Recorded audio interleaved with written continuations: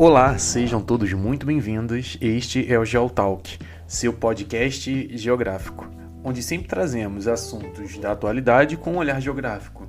Eu sou Levi Silva e comigo João Vitor Sanches, que é mestrando em Geografia pela UFRJ, e Duda Moreno, que é graduanda em Geografia também pela UFRJ. Hoje é dia 21 de maio de 2021 e o tema é a situação atual entre Palestina e Israel, então fica ligado aí. O episódio de hoje iremos abordar assuntos sobre a questão da Palestina e Israel. Para falar um pouquinho sobre isso, é preciso a gente voltar na história para entender sobre alguns aspectos importantes, como a definição de diáspora, o Holocausto, a diáspora judaica e o sionismo, porque são conceitos importantes para a gente entender como que o conflito atual se estabelece por meio de coisas que aconteceram no passado. Primeiramente, a gente precisa voltar no que é o Holocausto. E o Holocausto foi um termo utilizado, referente ao genocídio organizado pelos alemães nazistas, principalmente de judeus, durante a Segunda Guerra Mundial. Os judeus e qualquer outra minoria considerada inferior pelos nazistas, eles eram sistematicamente agrupados, explorados até a exaustão e, consequentemente, executados. O Holocausto fez parte de uma solução final, um plano nazista que procurou eliminar diversos europeus pela Europa, ou seja, uma limpeza étnica, além de outras minorias também, como ciganos, pessoas homossexuais e pessoas negras. O ódio aos judeus tem uma origem, E essa origem também vem muito de um antissemitismo, que na Europa tem suas origens desde a Idade Média, mas que também, principalmente na Alemanha.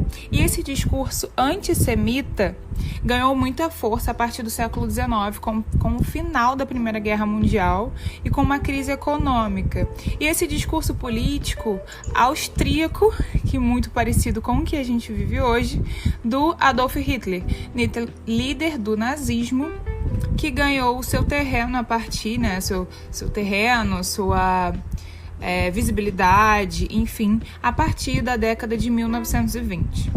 Bom, para falar um pouquinho sobre o que é a diáspora é a dispersão de um povo, de uma grande concentração de pessoas saindo do seu lugar de origem e indo para outro. Não necessariamente que essas pessoas vão continuar neste lugar que saíram e vão permanecer lá até hoje, como, por exemplo, na diáspora judaica. Pessoas que saíram do seu território de origem e que migraram por todo o mundo. Cabe entender que essa diáspora, esse deslocamento, é um deslocamento forçado, ou seja, não é somente o direito de migrar, não é somente o direito de transitar entre os lugares, mas estamos falando principalmente sobre pessoas que tiveram que sair do seu lugar de origem e ir para um outro devido a contextos políticos, sociais e econômicos, ou seja, um deslocamento forçado.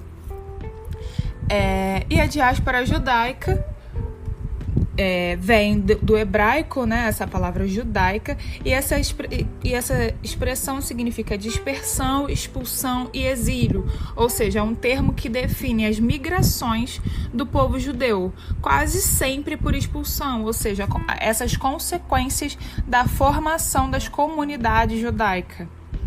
E aí cabe a gente pensar aqui um pouquinho que nas bibliografias um pouco mais rasas, digamos assim, todas elas apontam para uma diáspora judaica pautada na Bíblia, em que se divide primeira diáspora, segunda diáspora, terceira diáspora, mas que são bibliografias pautadas na ideia cristã, de toda uma cultura que foi pautada sobre a ideia do que Nabucodonosor, enfim, muito pautado sobre principalmente o Primeiro Testamento, que aponta para uma ideia de uma terra prometida, enfim, esse exílio pautado sobre esta terra, essa cosmovisão cristã, E aí já logo passando a palavra para o João, eu só queria deixar aqui também uma terminologia sobre o sionismo, né? Que também é conhecido como sionismo político. E é um termo utilizado que se refere ao movimento político que surgiu na comunidade judia europeia no final do século XIX e que defendia a ideia da formação de um Estado nacional que abrigasse os judeus na Palestina. A partir dessa definição, a gente consegue entender e esclarecer quando que surgiu o sionismo, que ele não tinha apenas um caráter nacionalista, mas que também era um movimento que visava colonizar definitivamente a Palestina. Então, a partir desses pontos de vista, a gente consegue entender que, já deixando um spoiler para as nossas possíveis conclusões, Israel não é um Estado tão bonzinho, cristão, como é pautado na Bíblia. E aí agora eu passo a minha palavra para o João e no final desse podcast nós iremos desmistificar um pouco esta ideia social de uma Israel cristã, de um retorno celestial a Israel, de tudo que essa representação e principalmente a bandeira, né, um símbolo nacional de um território, traz agora, que tem sido utilizado muito por igrejas evangélicas, mas que no final deste episódio a gente retoma para essa discussão um pouquinho mais acalorada, não é, João? Exato. Bom, mas para a gente poder entender também toda essa questão envolvendo o sionismo, né, a criação do Estado de Israel, a própria diáspora judaica e, sobretudo, os recentes conflitos que ocorreram nos últimos 11 dias, né, entre Israel e Palestina, é necessário que haja um contexto histórico desses acontecimentos, né? A Duda bem colocou essa questão da diáspora judaica, né, que é o gatilho que vai fomentar a existência desse conflito permanente desde 1948 nessa região, né? Geograficamente falando, eu acho importante a gente situar a Palestina, né? A Palestina é um território que fica localizado entre a Península do Sinai e o Egito, e é um território que historicamente foi habitado pelo chamado povo filisteu e cananeu, segundo a narrativa bíblica, né? Que por volta do período de 1200 anos antes de Cristo foi paulatinamente ocupado pelo povo judeu, né? Eu destacaria dentro desse período histórico 2 acontecimentos muito importantes,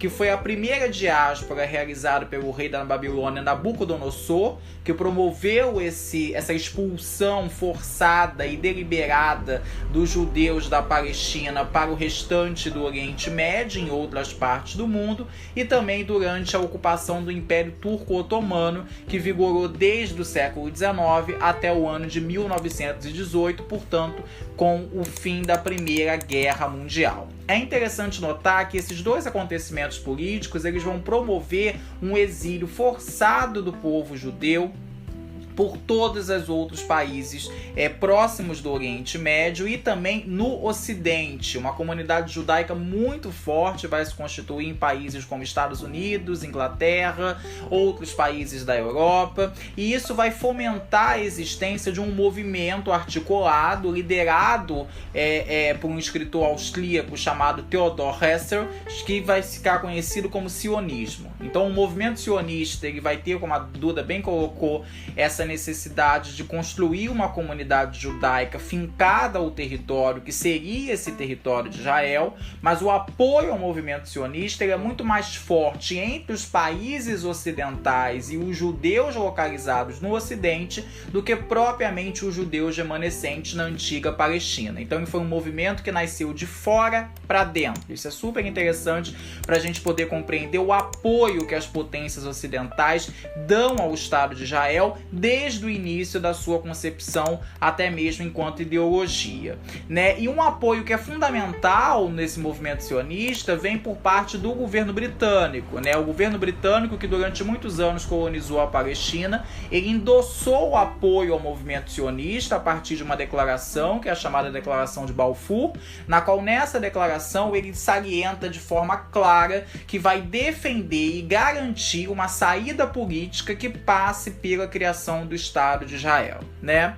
O Estado de Israel ele vai ser oficialmente criado em 1948, depois de uma tentativa da ONU de um ano antes, dividir a Palestina em 2 territórios. um lado dominado pelos judeus e o outro lado dominado pelos árabes palestinos. Essa tentativa ela não foi aceita pelo movimento sionista e, diante disso, em 1948, a ONU, de uma forma completamente arbitrária, decide estabelecer a criação do Estado de Israel, né? Esse Estado ele já nasce sendo alvo de muitos conflitos e de muitas contendas sociopolíticas, tanto que a partir desse momento de criação do Estado de Israel, inúmeros conflitos vão começar a surgir. O primeiro deles acontece um ano depois, em 49, que é a chamada Primeira Guerra Árabe-Israelense, que foi uma ofensiva de uma coalizão de países árabes, né, como o Egito, a Jordânia e a Síria,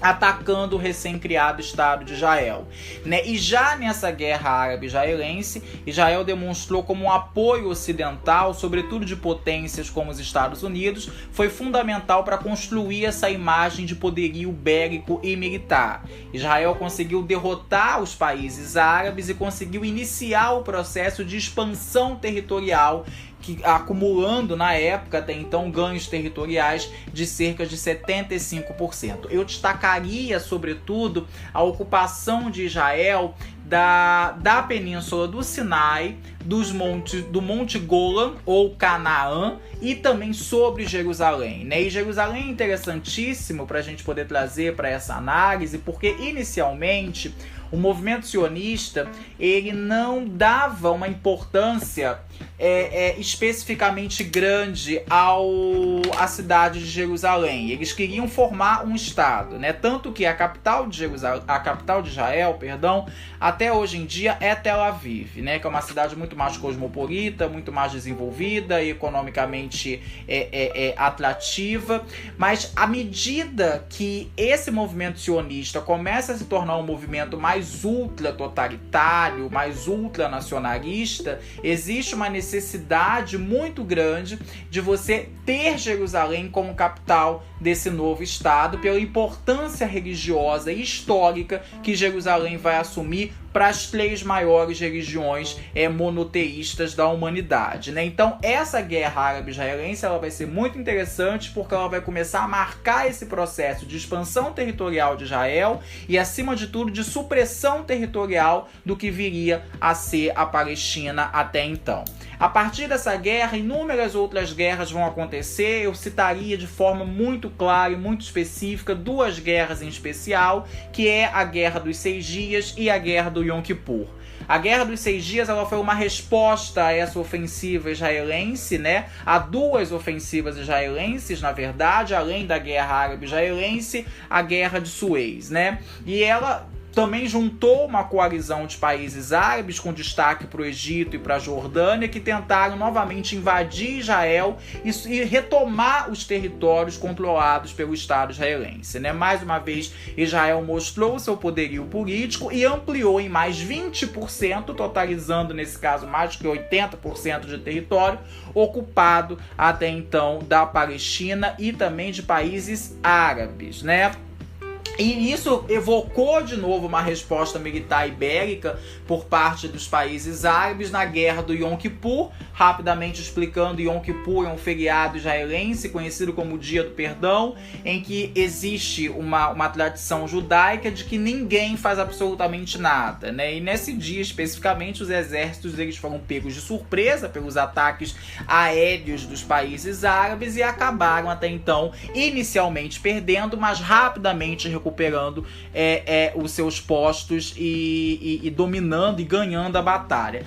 Esse resgate histórico, sobretudo desses conflitos, é para mostrar que o Estado de Israel ele se construiu a partir da invasão e da sucessão territorial, seja através de guerras ou seja através da compra de territórios. Isso desde a fundação do Estado de Israel, existe uma política deliberada e estimulada pelo governo da compra de territórios que compreendem a área palestina, seja através dos chamados assentamentos israelenses, né, que são inclusive financiados diretamente por um programa de habitação ligado ao governo federal israelense, né, que paga inclusive subsídios públicos para que casais, famílias habitem esses espaços e construam esses assentamentos, ou seja, pela simples invasão e consequente expulsão desse povo palestino, na grande maioria das vezes de forma bastante violenta.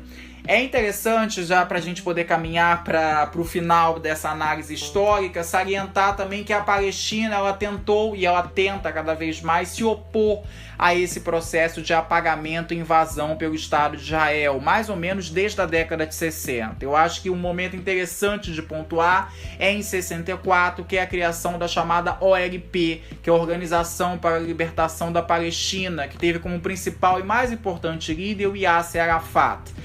A OLP ela vai ser importantíssima porque ela vai ser uma primeira tentativa política e armada da Palestina de se organizar e lutar contra as invasões e contra o imperialismo realizado pelo Estado de Israel. É interessante notar que a OLP ela começa a se enfraquecer diante de tentativas de acordo de paz entre Israel e a Palestina. Eu acho que os dois mais importantes acordos de paz travados ao longo da história é o acordo de Camp David no final da década de 70 e o acordo de Oslo em meados dos anos 90, ambos mediados por potências regionais e internacionais, no caso do Camp David pelo Egito e no caso do de Oslo pelos Estados Unidos. O acordo de Camp David é interessantíssimo porque ele marca um reconhecimento internacional e do Egito, que até então era um dos maiores, até hoje um dos maiores inimigos do Estado de Israel, da existência do Estado de Israel. Porém, esse reconhecimento do Estado de Israel por parte do Egito viria em troca do cedimento até então de terras, sobretudo da península do Sinai, de Israel em relação ao Egito. E também o acordo de Oslo é muito importante porque ele reconhece a possibilidade de uma coexistência pacífica, ou pelo menos uma tentativa de coexistência pacífica, entre o Estado de Israel e um outro Estado satélite que ficou conhecido como Autoridade Nacional Palestina, E aí eu destaco mais uma vez a liderança do Yasser Arafat, que foi fundamental durante essas discussões do Acordo de Oslo para que a Palestina fosse reconhecido como um Estado peronomútil, que tinha uma relativa autonomia e uma relativa dominação política e econômica de algumas partes do seu território. É que infelizmente no podcast nós não podemos exibir mapas, mas é gritante os mapas, desde a década de 40 até os dias de hoje, que mostram essa expansão territorial do Estado de Israel sobre a Palestina. E aí, para finalizar, eu queria 3 palavrinhas e 3 classificações básicas: Intifada, Hamas e faixa de Gaza.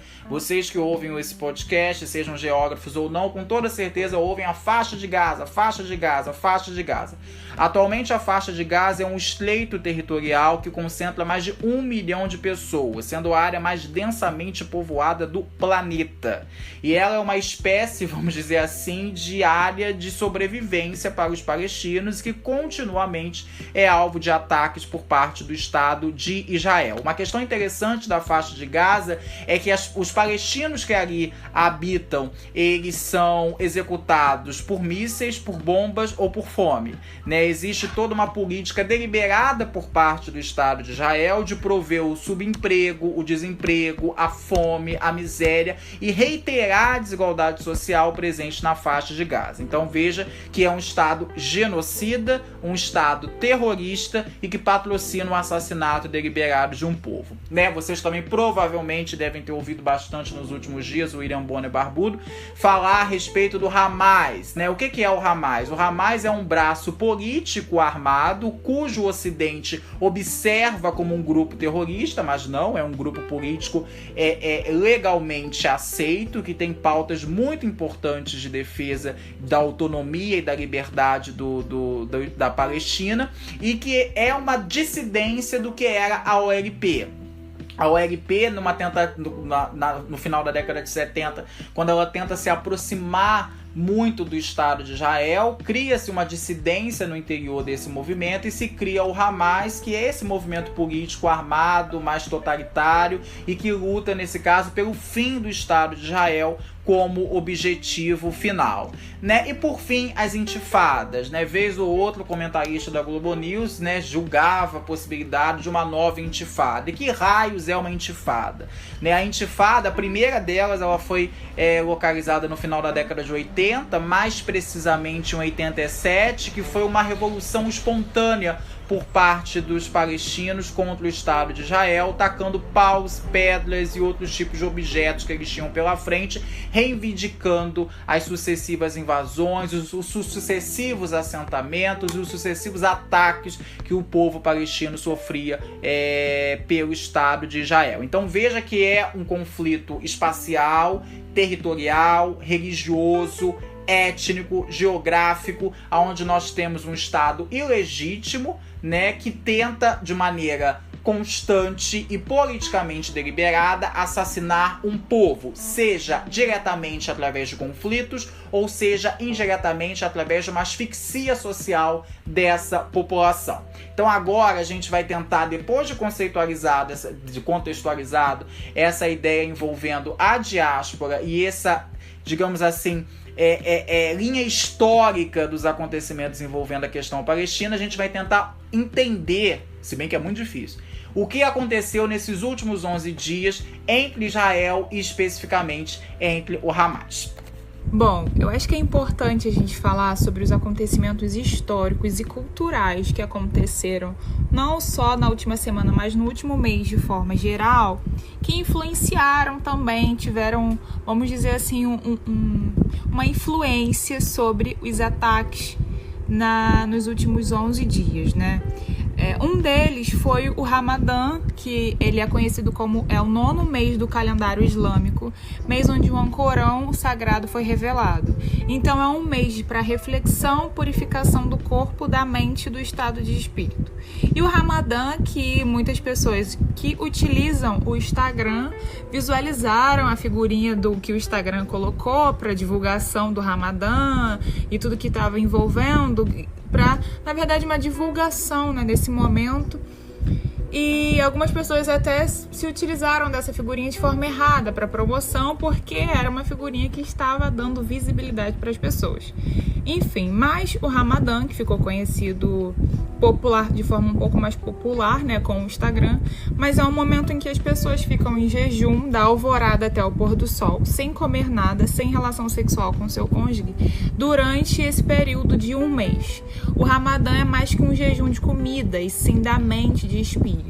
Eles fazem a quebra do jejum no pôr do sol, geralmente com tâmara e água, e depois do jantar. É um mês que se intensifica muito as boas ações, as orações, e a caridade é a chave desse mês. Bom, o que isso tudo tem a ver com os ataques recentes, né? Muita coisa.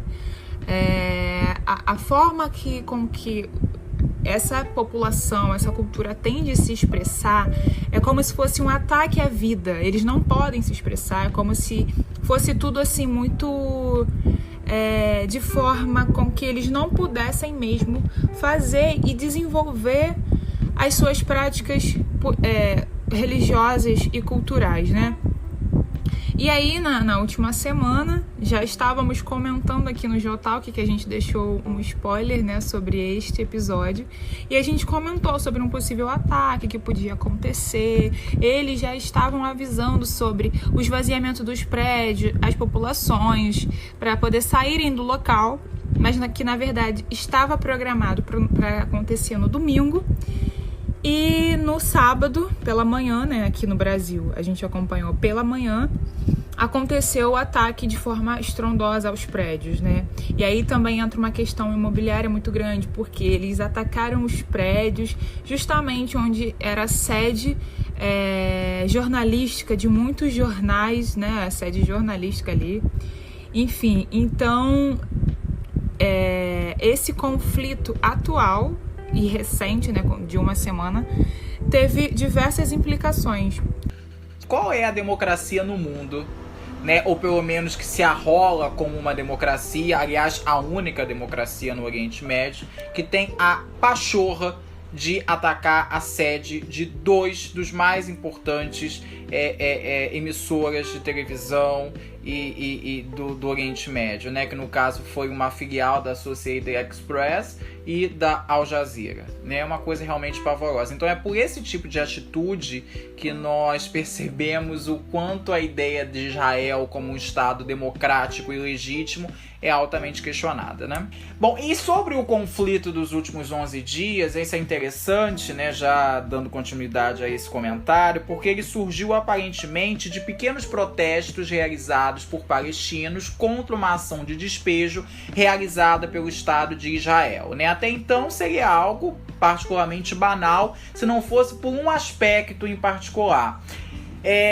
Durante a criação do Estado de Israel, em 48, houve a divisão de Jerusalém em duas partes, em Jerusalém Ocidental e Jerusalém Oriental, sendo que a Jerusalém Ocidental seria dominada pelos israelenses e a Jerusalém Oriental seria dominada pelos palestinos. Esse bairro onde ocorreu as ações de despejo é o bairro de Sheikh Jarrah, e ele fica localizado na parte oriental de Jerusalém. E quem determinou o despejo desses moradores não foi a Autoridade Nacional Palestina, mas foi o Estado de Israel. Então, por que cargas de água, como diria minha avó, o Estado de Israel autoriza o despejo de moradores de uma parte que compreende a Autoridade Nacional Palestina?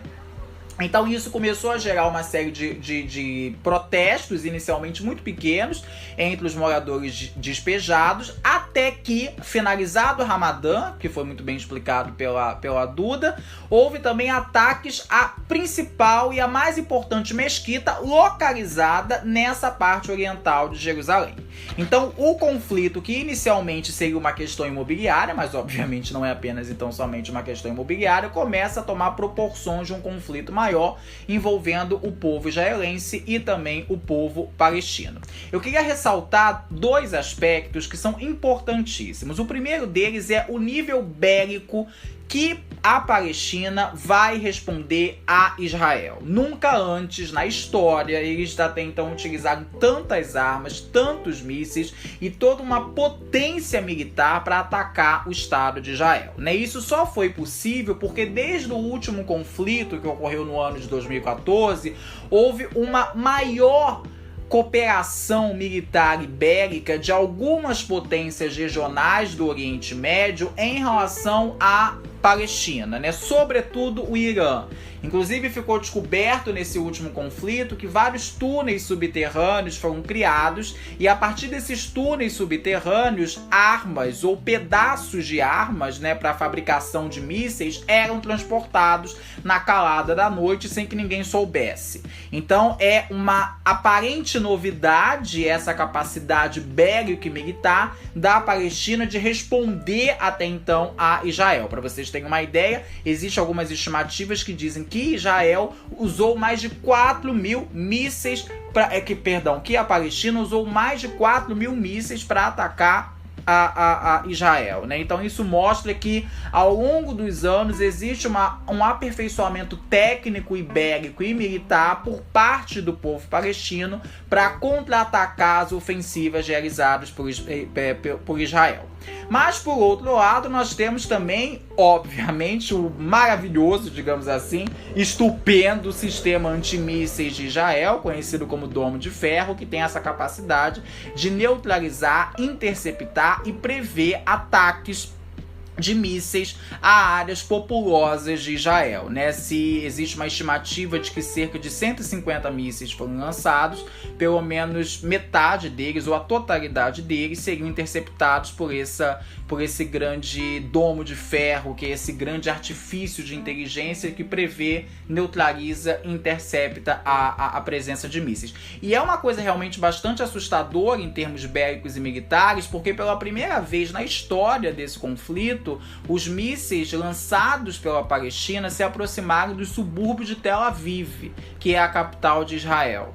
Então isso mostra claramente que existe um aperfeiçoamento não apenas do tipo de arma utilizado pelos palestinos, mas também do alcance que essas armas apresentam sobre o território israelense. Então isso mostra que essa conjunção de forças, que ainda se apresenta bastante desigual, obviamente, ela pouco a pouco vai se modificando com a parceria que a Palestina vem firmando com potências regionais próximas, criando esse grande concerto de poder, né? É inegável também falar sobre a tragédia humanitária, com mais de 30 crianças, 60 crianças, na verdade, palestinas assassinadas pelo Estado de Israel, e sem dúvida alguma falar da importância do Egito enquanto ator regional e dos Estados Unidos enquanto ator mundial na intermediação desse conflito, né? O Joe Biden, que é o nosso presidente democrata, pró-pauta LGBTQIA, super progressista, foi um dos mais entusiastas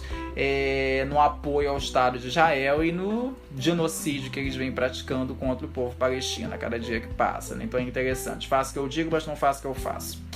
E também a participação do Egito foi fundamental. Aliás, o cessar-fogo que foi assinado na noite de ontem, no dia 20 de maio, ele só foi possível graças a essa intermediação por parte do Egito, né, com total apoio dos Estados Unidos. Lembrando que é um cessar-fogo, então, portanto, é algo super perene, que a qualquer momento pode, enfim, ser desrespeitado e os conflitos retornarem. Mas eu acho interessante, já caminhando para finalizar essa minha inserção, o grau de sofisticação militar ibérica adotada pela Palestina. Isso mostra cada vez mais que esses conflitos eles estão atingindo uma maioridade no sentido de negociação de forças e de estabelecimento de forças, e também, sem dúvida alguma, de como o Estado de Israel cada vez mais se mostra como forte o suficiente para aniquilar a Palestina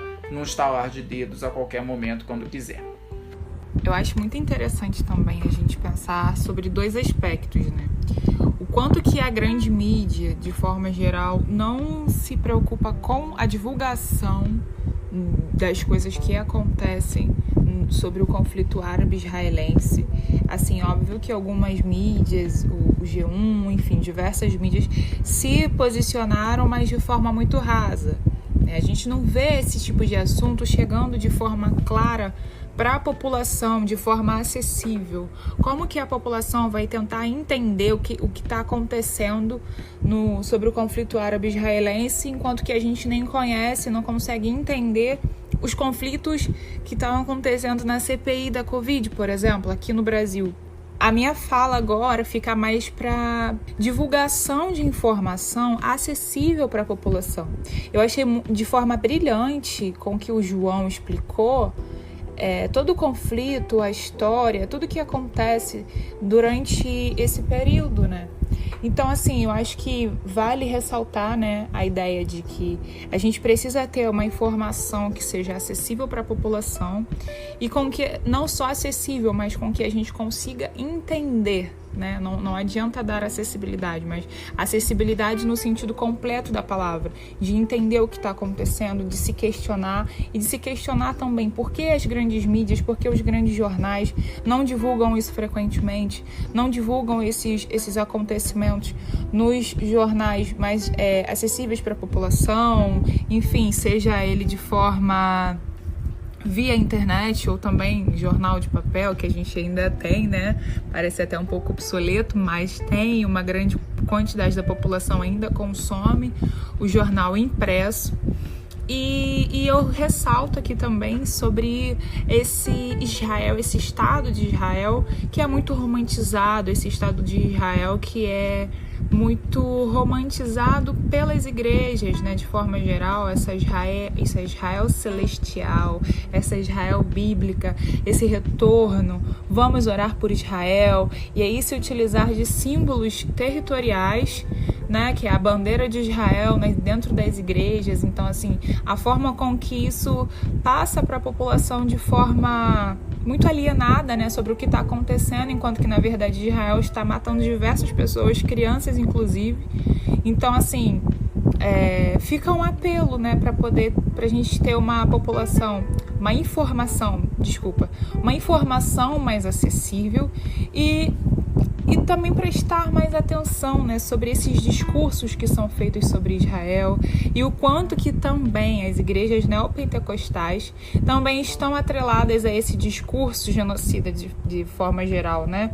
Principalmente aqui no Brasil com a bancada evangélica. Então, a gente precisa ficar atento a isso para também não cair numa situação de apropriação da fé. E aí, quando você se apropria da fé da pessoa, se apropria do que a pessoa acredita, você pode levar qualquer coisa. E este qualquer coisa pode ser, por exemplo, um símbolo de Estado Nacional de Israel, por exemplo.